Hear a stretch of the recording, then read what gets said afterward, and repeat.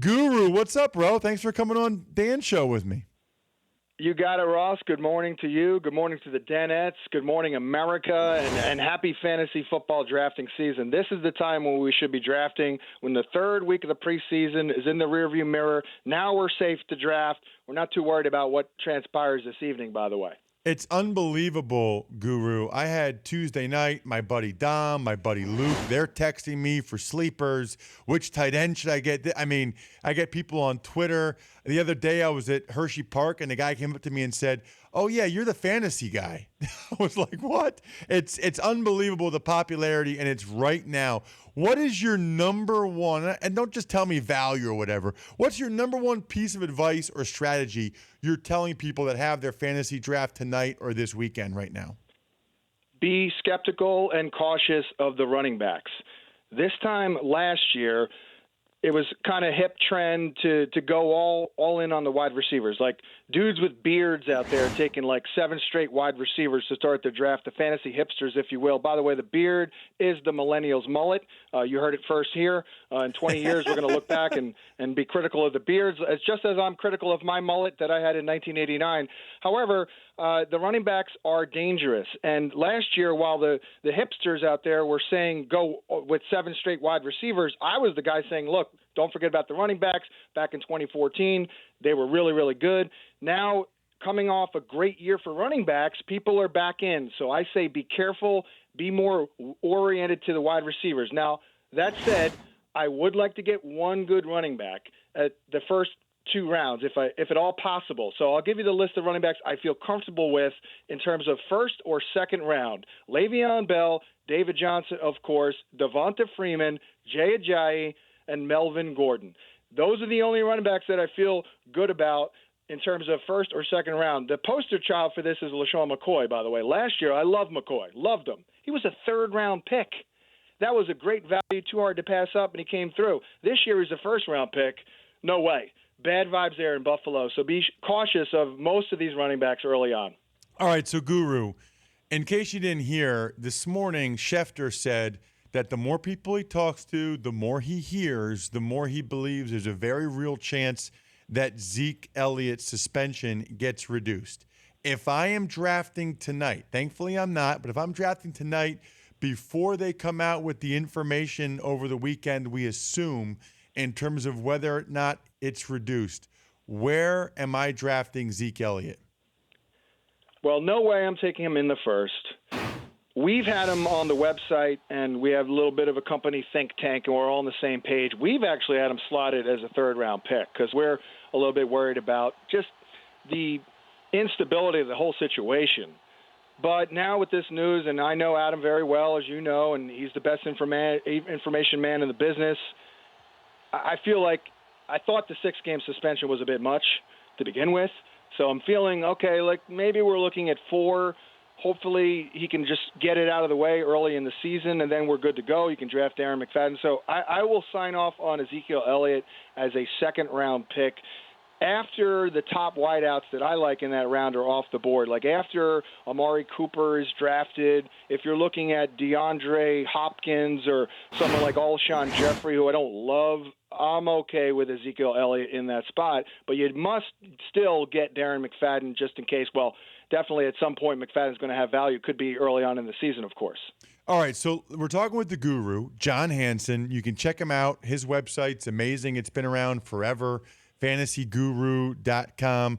He's all over SiriusXM every morning, the fantasy channel there, and Sundays during the season, Directv Fantasy Zone. Let's give me some value, John, at some of these positions. So I don't care, wide receiver, tight end, running backs, just give me some guys that, so when my buddies text me and say, who are some guys you're higher on than others, so I know who to draft tonight? Well, we'll go right back to the running backs because I do think I'm cautious of them, but I feel like there's a buying opportunity with a great rookie class.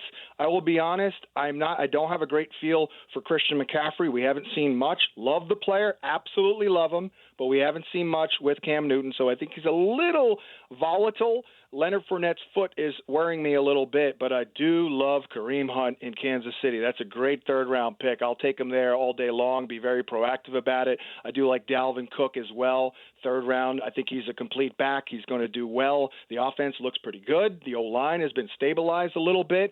And I love Joe Mixon. I know that Jeremy Hill is starting, but Joe Mixon is coming into those games in the preseason very early, and he's clearly more talented than Jeremy Hill. He can make guys miss. You can flex him from the formation. So I like that buying opportunity there for those running backs. At quarterback, my guy is Derek Carr. It's all there for him in year number 4.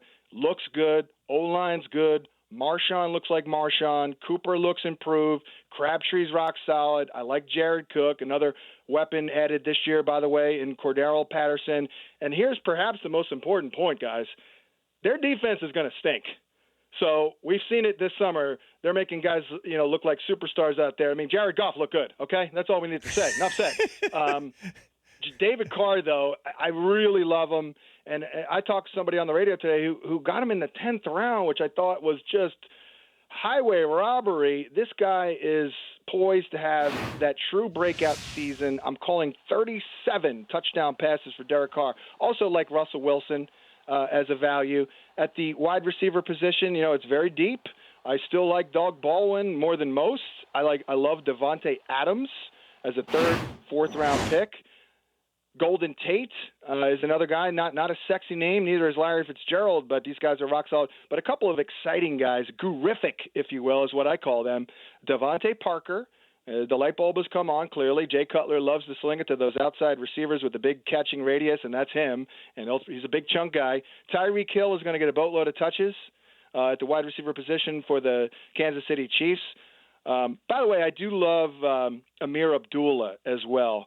As a value. We can talk all day about Willie Snead in the middle rounds. I still like Brandon Marshall. And I'll give you a name. This guy, I think, I'm going to call it right now. There are no longer sleepers in fantasy football.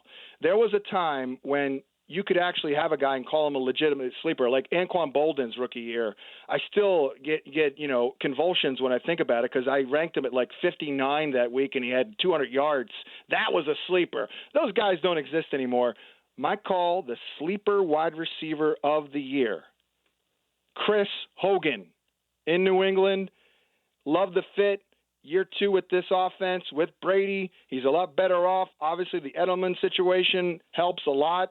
He can play the slot. He's a good red zone guy. I'm really feeling it here this year with Mr. Chris Hogan. And I like on that same team, by the way, is a real deep, late-round guy. Love me some Rexington Burkhead. He's gigantic Danny Woodhead. That's what he is. He can do everything, Ross. Rexington Burkhead. Guru, you still didn't give me a tight end, dude. You got to give me a tight end. Well, look, I'm going in on Eric Ebron, and I'll tell you exactly why. Number one, you bet on the pedigree. There was a reason he was a top 10 pick in the NFL draft. He's very athletic. His progress has been slow, but it's been progress. It's been incremental. Pretty good catch rate. Anquan Bolden departed with 8 touchdowns. And by the way, the most important point, he was a top 12 performer in points per game in PPR leagues last year, and the dude scored 1 touchdown. You don't need any more analysis than that. The dude was top 12. He had 1 touchdown, 1 more than me. So if he can get like 5 or 6, now you're cooking with some gas with Eric Ebron. And by the way, because he's been down all preseason, he's basically a free pick, like 120 picks into the draft. Guru, you are the man. Really appreciate any time I get a chance to talk with you. Thanks so much. Directv Fantasy Zone. Check it out. All 17 weeks of the NFL season. Me, Kay Adams, and Michael Rappaport. Yes, every Sunday should be awesome. You can catch him on SiriusXM as well. I try to get him on my Fantasy Feast podcast as often as I possibly can. He is the guru, John Hansen, fantasyguru.com. The Dan Patrick Show, weekday mornings on Audience.